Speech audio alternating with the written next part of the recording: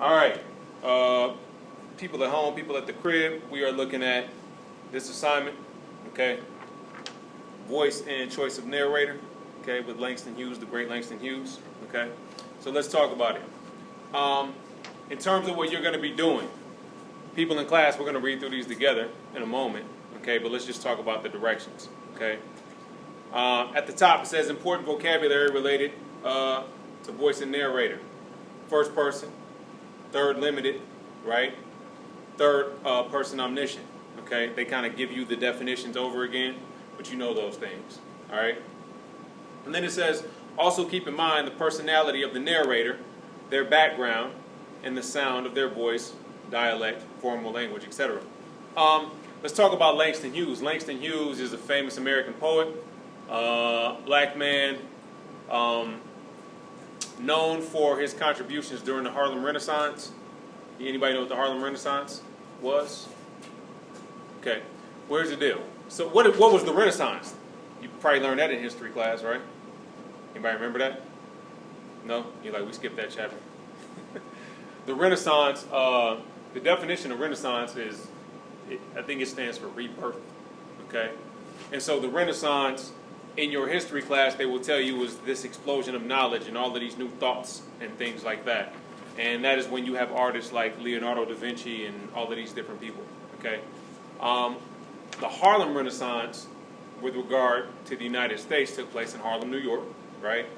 It was a time where predominantly African Americans from all over the country kind of came to Harlem. If you were a creative, you came to Harlem. If you were a poet, if you were a singer, if you played an instrument, right? If you were a painter, whatever it was, whatever art, whatever form of expression you had, you came to Harlem during the 1920s-ish, right around there, okay?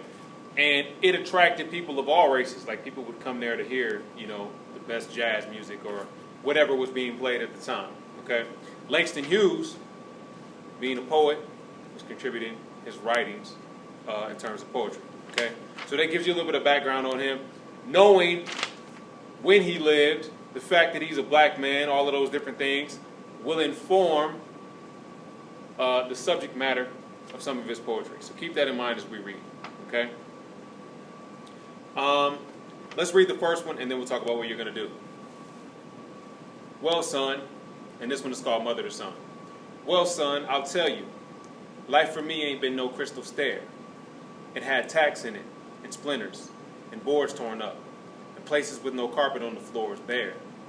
But all the time, I've been climbing on, and reaching landings and turning corners, and sometimes going in the dark, where there ain't been no light. So boy, don't you turn back. Don't you sit down on the steps, 'cause you find it's kind of hard. Don't you falls now, for I still going, honey.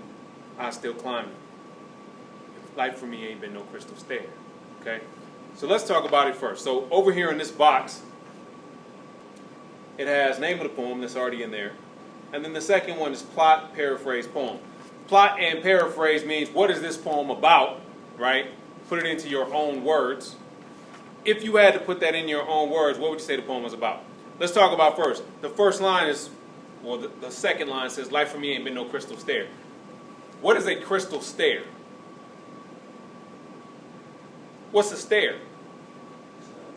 Steps, right? Staircase, right? So then, when she makes reference to a crystal staircase, right, you probably envision something beautiful, I suppose, right? Beautiful crystal staircase, right?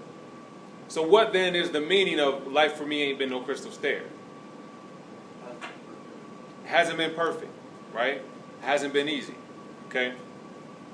In fact, she goes through the poem, and there are all kind of lines where she kind of talks about it. And she speaks metaphorically as she's talking to her son.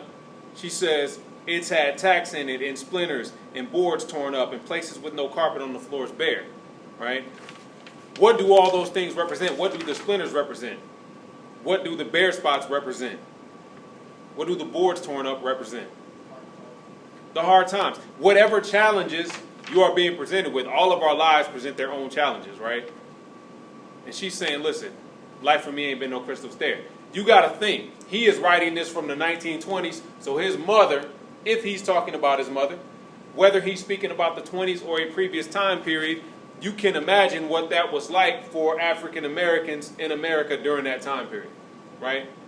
There were lots of people with difficult lives, but if you were African American, there was an added level of difficulty given the state of the country, okay? But all the time I's been a climbing on and reaching landings and turning corners and sometimes going in the dark, but there ain't been no light. So boy, don't you turn back. Don't you sit down on the steps because you're kind of tired. Don't you falls now, for I's going, honey. I still climbing, and life for me ain't been no crystal stair. Okay, so in the plot paraphrase poem, you're going to write what you basically think the poem is about. So what is the essence of the poem?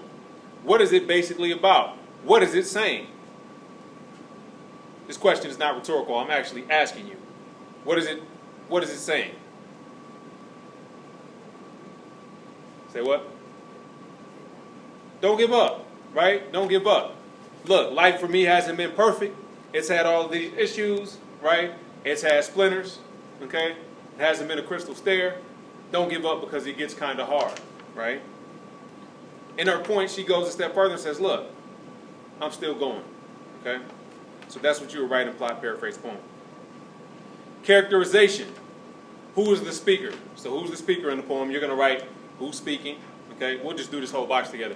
And this one, who's speaking? The mother. So you write mother in there. What person is the poem written? First, third limited, third omniscient. First, right? She's speaking in first person.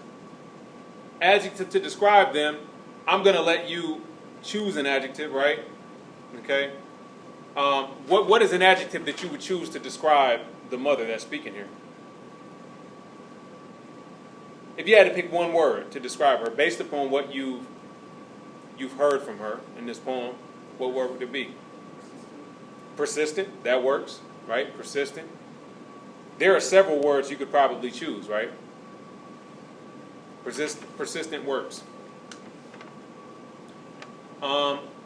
Evidence from poems. So now that you have told me she is persistent, what is your evidence from the poem? Give me a quote or a line from the poem that backs that up.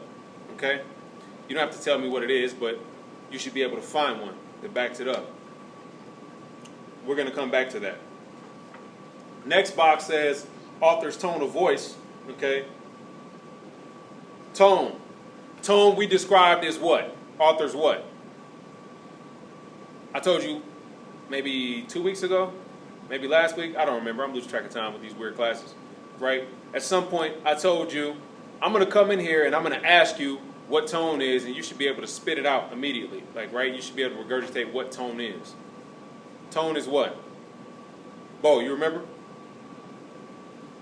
You remember mood? Better get this down, Bo. Better get it down, man. Not just you, but everybody, right? These are things that they don't go away. They just keep coming back. You keep getting asked. And then the questioning becomes more and more intricate, right? So you got to know the basic definitions. Tone. Tone we described as author's attitude, okay? It is always author's attitude. So were you to describe the tone of the mother, right, in this case, Langston Hughes is the author, but he's speaking as the mother, right?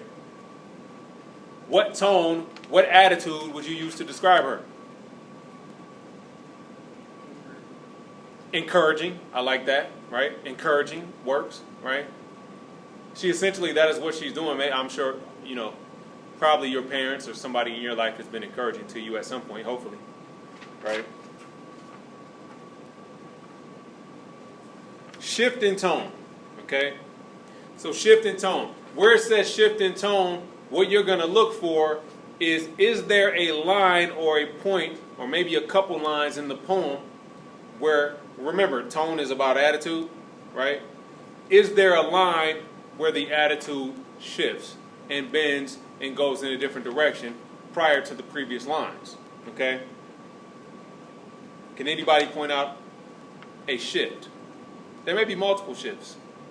Christian, what you got?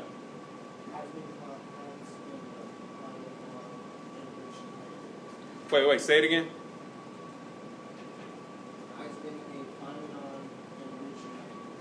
Okay. Okay, I would agree with that, right? The only thing I would do is I would say, I would amend it and include the line before. It says but, right? Because before that, so the line Christian is talking about, but all the time I's been climbing on, ... right? Whatever else comes after that. Before that, everything she's saying is about the negative things she's experienced, right? She begins by saying all the things about the splinters and the boards torn up and places bare. And then her attitude shifts into one of positivity. But I's been a climbing on and reaching landings and turning corners, right? There's a shift there. Everybody understand that shift and what I'm looking for and the rest of it, okay? Credibility. Choose a line from the poem that shows voice. Remember, voice is all about author style. You could think of it in these terms. If there was one line to sum up, right, her style, almost her tone, right, what line would it be? Okay? I'm going to let you pick that on your own. Okay? And then at the bottom it asks you, how or why does this line make you believe and feel the emotions for the speaker of this poem? So once you've chosen your line, why did you choose it? Right? Why did you choose it? Why does it make you believe or feel the emotions of the speaker in the poem? Okay? Any questions about that? So there are two other poems, right?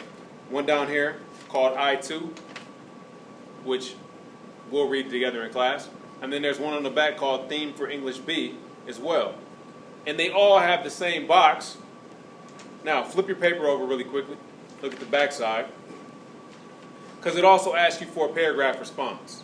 Okay? It says all three poems read today are by the same author if they are from a different voice. So again, I want you to think about style, I want you to think about tone and attitude. Okay?